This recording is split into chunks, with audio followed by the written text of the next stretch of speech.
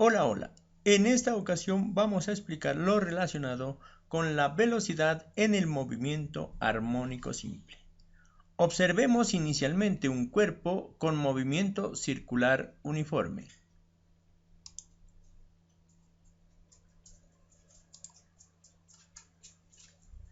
Recordemos que la proyección del movimiento circular uniforme a lo largo de los ejes X y Y da como resultado movimiento armónico simple en cada uno de los ejes, de tal manera que nosotros recurrimos al movimiento circular para encontrar tanto la elongación, la velocidad y la aceleración. En esta ocasión vamos a encontrar la velocidad, tanto a lo largo del eje X como a lo largo del eje Y. En esa posición vamos a ubicar la velocidad tangencial, recordando nuevamente que la velocidad tangencial es un vector que es tangente en cada uno de los puntos de esa circunferencia. Miremos.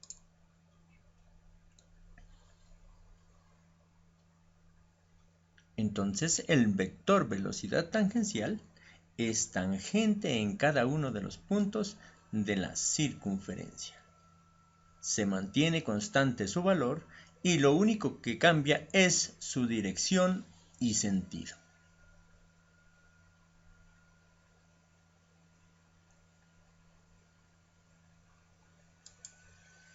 En esa posición, nosotros vamos a descomponer el vector velocidad tangencial tanto en su componente en X como en su componente en Y. Tenemos ahí la velocidad en X y tenemos también la velocidad en Y. Miremos qué sucede cuando continúa el movimiento. A medida que va cambiando de posición el cuerpo, las velocidades en Y y en X van cambiando, ya que cambia la dirección y el sentido de la velocidad tangencial. Observemos a lo largo del eje X el movimiento armónico. Cuando la proyección pasa por el centro, la velocidad en X se hace máxima en su valor. De igual manera, observamos que cuando la proyección en Y pasa por el centro, su máximo valor se obtiene para ellos. Pero de la misma forma podemos observar que cuando la posición en X llega al extremo, la velocidad se hace cero. Lo mismo sucede cuando la proyección en Y llega también a cualquiera de los extremos. Lo que implica decir entonces que la velocidad es máxima cuando el cuerpo pasa por el punto de equilibrio y que se hace mínima o igual a cero cuando el movimiento llega a los extremos.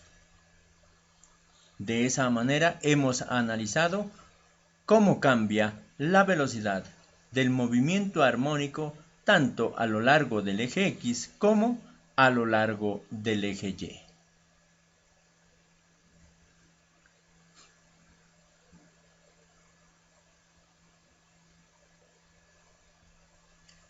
A continuación miraremos cómo se hace la demostración de las expresiones para la velocidad en cualquier posición del movimiento armónico simple. En esta ocasión vamos a deducir las expresiones de la velocidad del movimiento armónico simple, tanto a lo largo del eje X como a lo largo del eje Y. Comencemos. Hagamos la siguiente construcción. Tenemos la circunferencia, su centro de posición 0,0, trazamos una posición a la cual le hemos trazado también el radio vector, recordando que la amplitud es equivalente al radio. Tenemos un ángulo alfa, trazamos además la velocidad tangencial, tracemos en ella también la velocidad en X y la velocidad en Y. Bien, observemos que hemos construido un triángulo rectángulo formado por la hipotenusa, que es la velocidad tangencial, el cateto adyacente, que es la velocidad en Y el cateto opuesto, que es la velocidad en X en este caso. Recordemos además que la velocidad tangencial se escribe como la velocidad angular por el radio y que el ángulo alfa se expresa como la velocidad angular multiplicada por el tiempo. Además, recordemos que la amplitud es equivalente al radio. Y por otra parte, la velocidad tangencial la podemos escribir entonces como la velocidad angular por la amplitud. Teniendo en cuenta estas cosas, vamos a redefinir las funciones trigonométricas para este caso. Miremos, el coseno del ángulo alfa será igual a la velocidad en Y dividido entre la velocidad tangencial, es decir, el cateto adyacente sobre la hipotenusa. Y en estas condiciones tendríamos que la velocidad en Y se puede escribir como la velocidad tangencial multiplicada por el coseno del ángulo alfa.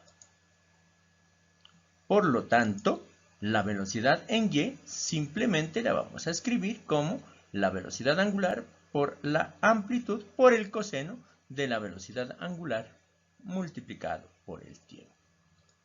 De la misma manera, podemos encontrar el seno del ángulo alfa, que será igual al cateto opuesto dividido entre la hipotenusa, velocidad en X sobre la velocidad tangencial. De aquí se extrae que la velocidad en X va a ser igual a la velocidad tangencial multiplicado por el seno del ángulo alfa.